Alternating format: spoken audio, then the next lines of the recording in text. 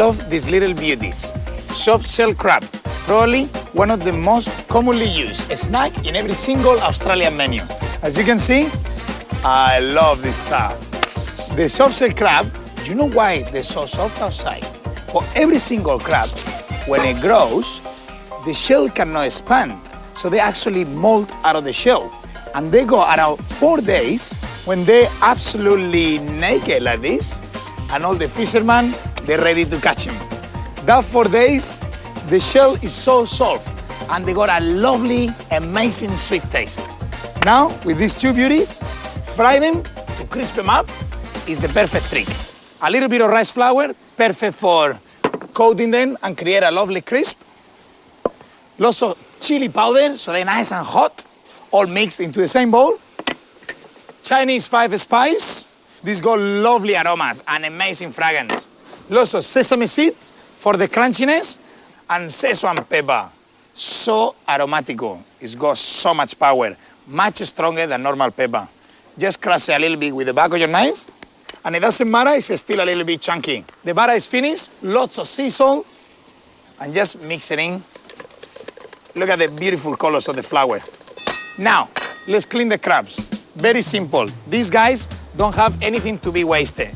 Just lift the shell up and get rid of the gut just with your finger. Very simple. Look at that. So easy. All the flesh is ready to go. The cloves, the sweetest part, and the legs, they're nice and crunchy when you fry them. Quarter them, get the cloves out of the way. They look absolutely beautiful. And do exactly the same with the legs.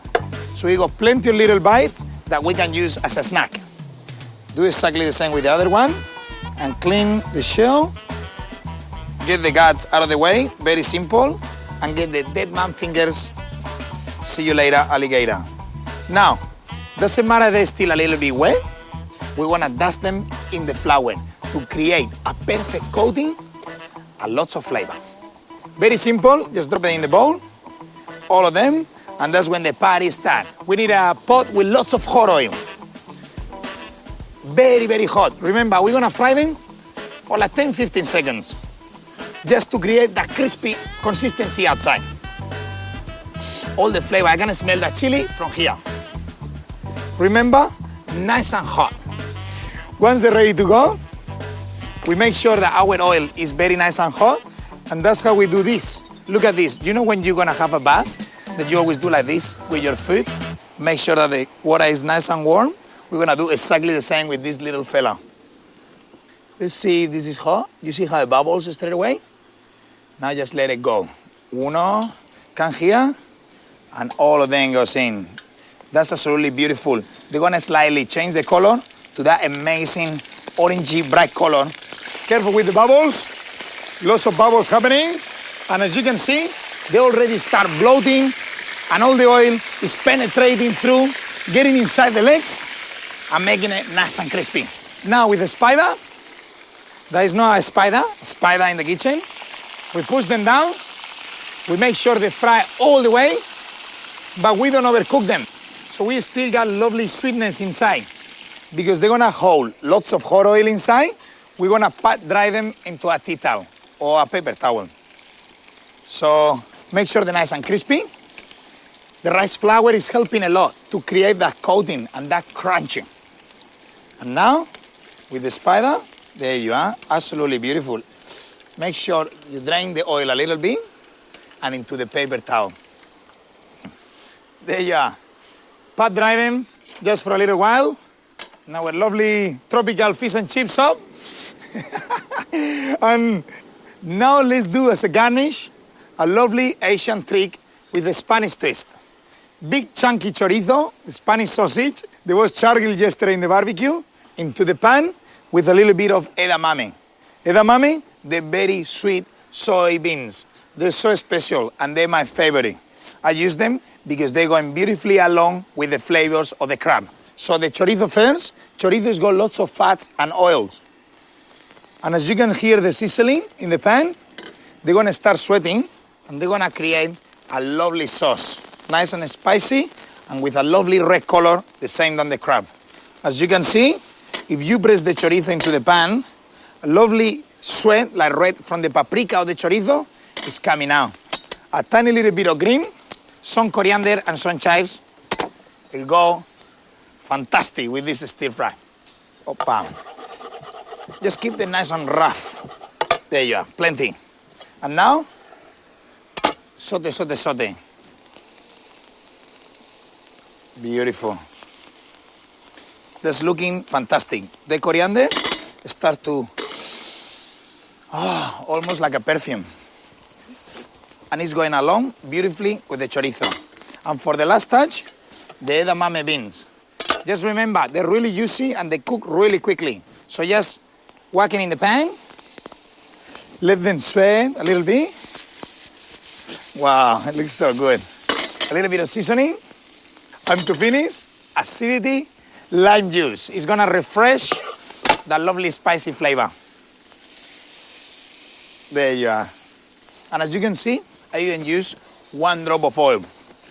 All the chorizo juice is cooking everything. The beans are looking so good and toasted. They're so sweet. These look delicious. There you are. So it looks so good. And for the sauce, sweet chili sauce, straight from the bottle. So just a nice smear. Now, it's crab time. The crabs, they're very crunchy and they got no oil left. So they're gonna start crawling around the plate into my mouth. What a nice lunch. And this is the perfect trick for a little snack. Cheap, spicy, hot, and very original.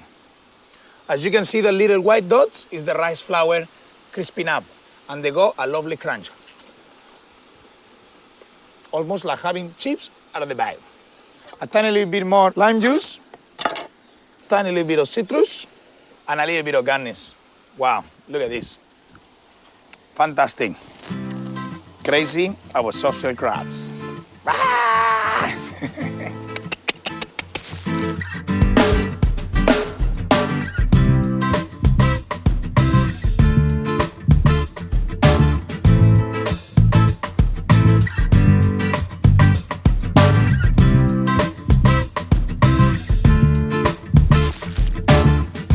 For a tropical seafood chef like me, life will be so sad without fishermen. They're working hard all day in the sea to catch these beauties.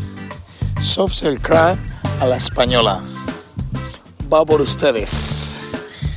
There you are. That means enjoy your meal.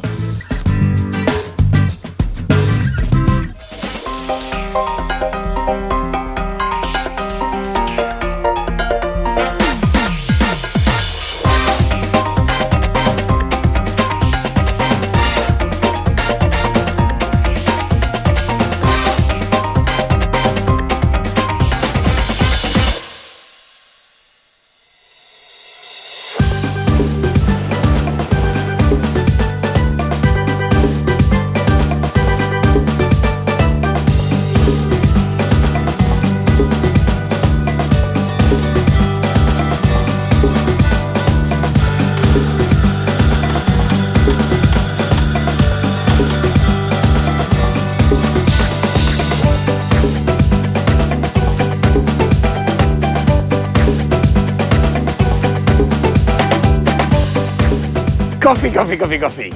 I've been all day in the beach, having a nice, lovely suntan, and now I drive for 1 hour inland to the bush, Skybury.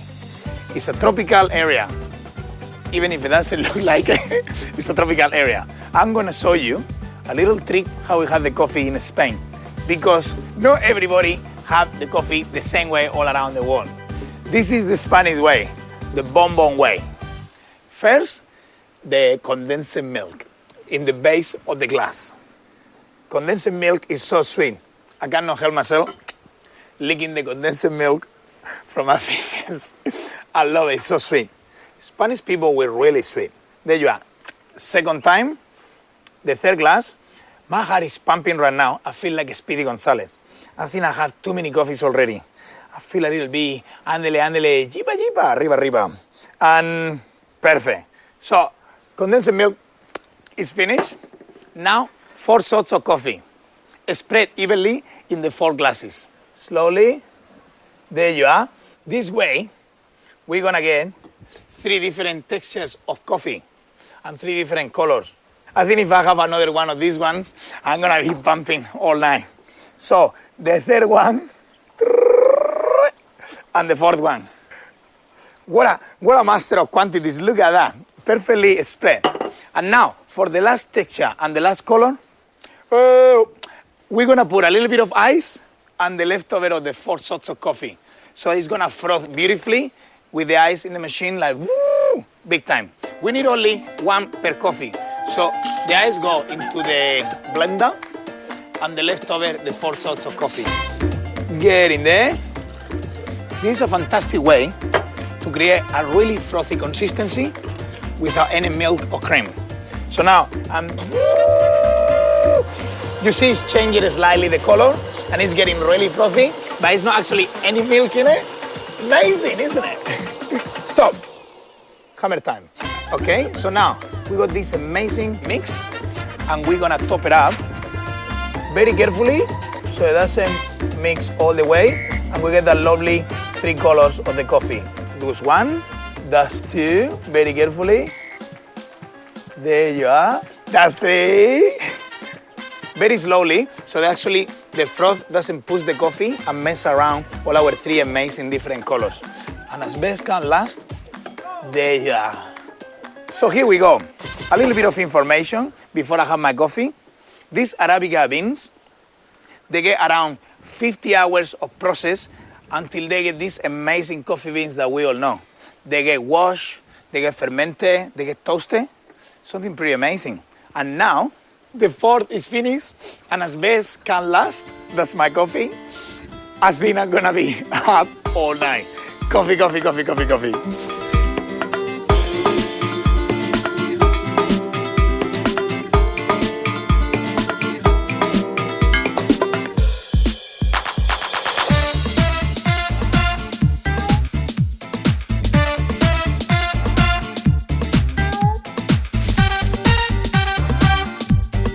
Coffee, coffee, coffee. And even if it looks really pretty, we do have to mix it. And once it's all mixed, that's where we have our bonbon ready to drink. After this, what? Lots of caffeine, lots of sugar. I think I'm ready for the Olympics. Boom, boom, boom, boom. Salud. Au.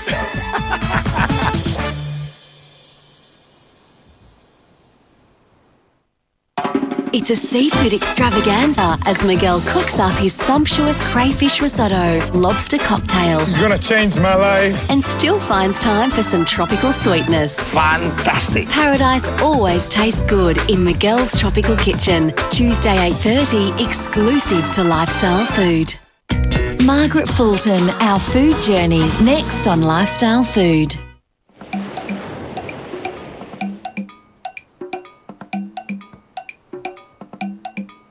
Hey. Ho, ho, ho, ho. You feeling a little tired? Not really, I'm just Good. always on fire, you know what I mean? Well, if you were, I have just the remedy. I'm gonna make some espresso martinis using this beautiful spiced tequila. Look what I've done. I put vanilla beans in here, some cinnamon in here. Look at that. Tequila Look at that colour. and coffee. If you want a real pick-me-up, What do we got here? surprising you. Surprise. Okay, is that like soy sauce? No?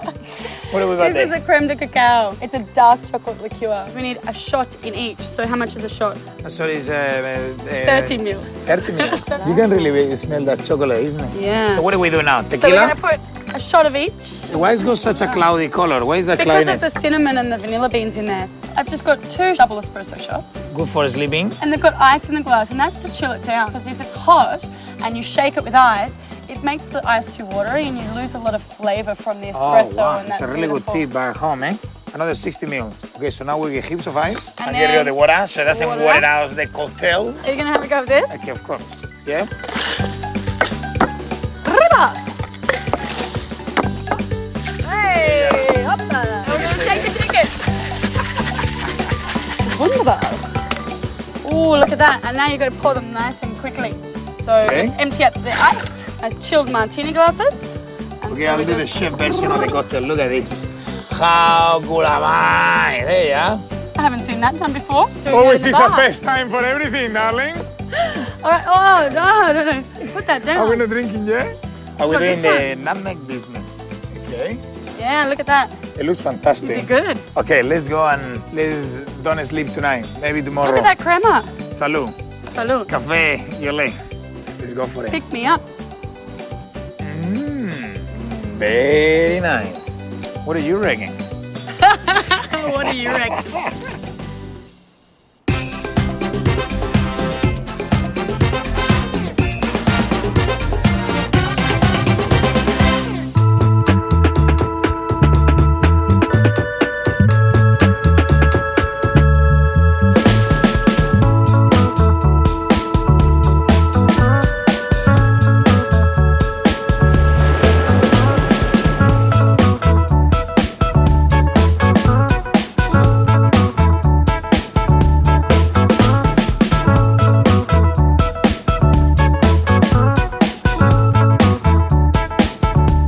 I've been thinking how I could make one of my favorite desserts, the passion fruit and yogurt mousse, with all my equipment, my kitchen, my apprentices, everything I have when I'm in the kitchen.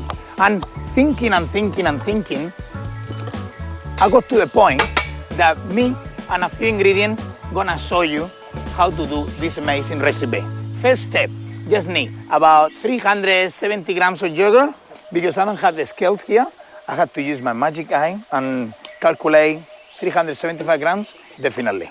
Okay, now, second step, we're gonna caramelize these amazing passion fruits, but we're gonna do so inside the skins. So we put it into a really hot pan, the heat is gonna go through, and it's gonna give it an amazing smoky flavor.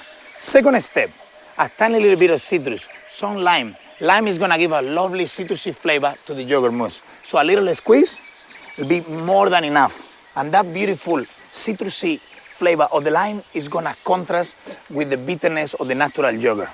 Now, to get a little bit sweet, like 50 grams of sugar, more or less. So we put the sugar inside and we'll whisk a little bit, making sure that the custard sugar dissolves through the yogurt and the citrus. To cream it a little bit, we're gonna put a splash of natural cream, about 50 mils, more or less. We whisk again and we make it all nice and smooth. I can smell the passion fruits. They're almost caramelizing inside. I almost can smell them. As you can see, the skin is cracking and is slowly burning. All that burn is going through as a smoke and it's giving them an amazing flavor. So what we're gonna do now, switch off the heat and leave them set until the mousse is ready to go. So the next step, instead to be cooking, using gelatin, using pots and pans, and lots of apprentices in the kitchen, me, myself, and my friend the siphon, gonna make this recipe happen. Very, very carefully, we're gonna put our mix inside. It doesn't matter if it becomes a little bit messy. You can wipe it after. We're just here in the middle of the nature, put everything in, and with a little tea towel, clean the mess. There you are. These two little beauties, they go full of gas. And now, what we're gonna do with this gas, put it inside the mix, using the top of the siphon. Put it with the hole to the top, and just get the siphon screw on the big cylinder, nice and tight, so no gas go anywhere. Get the gas inside. Can you hear that noise? That's the gas going in a really strong pressure inside the mix. One, and the second one goes in. If you really want to impress your friends, your girlfriends, your guests at home, you can get yourself one of these. It's about like 70, 100 bucks, and the little capsules inside, they're not very expensive. It's worth to invest on them because they last forever. They need to chill for at least half an hour. But because we don't have a fridge here, I prepared myself one previously. And I did an ASAP fridge as soon as possible. Now, nice and chill, all the gas expand and all the yogurt and the cream become like the lightest mousse you ever gonna see in your life. And I'm gonna show you now. It's nice to shake it so the gas go through the mix. Love it. Now we're coming back to the passion fruits. And with a nice sharp knife, I'm gonna cut them in half. It feels really nice and soft. And it got a lovely smoky flavor. Using the spoon previously I used, I'm gonna spoon this amazing passion fruit in the base of the glass. Be careful because it'll be really hot. Be generous because it's only 2 ingredients in the recipe. Do the second one and exactly the same. Scoop it out and the lovely, you see that liquid and that juice? That's the product of the heat. Amazing. And that lovely smoky flavor. Fantastic. Now that we got the passion fruit in the base of the glass, we're gonna spoon out our amazing mousse. And now watch this and wow. Slowly, tipping it always from the top to the bottom. Scoop it slowly, slowly, slowly. There you are. The lightest mousse you ever seen in your life. And slowly, do the exactly thin again. There you are. Magic, isn't it? No cooking, no gelatin, no egg yolks, no creme anglaise, just waterfall, tropical weather, and passion fruit. How good is this? If you come to my restaurant, I would love to do the same for you.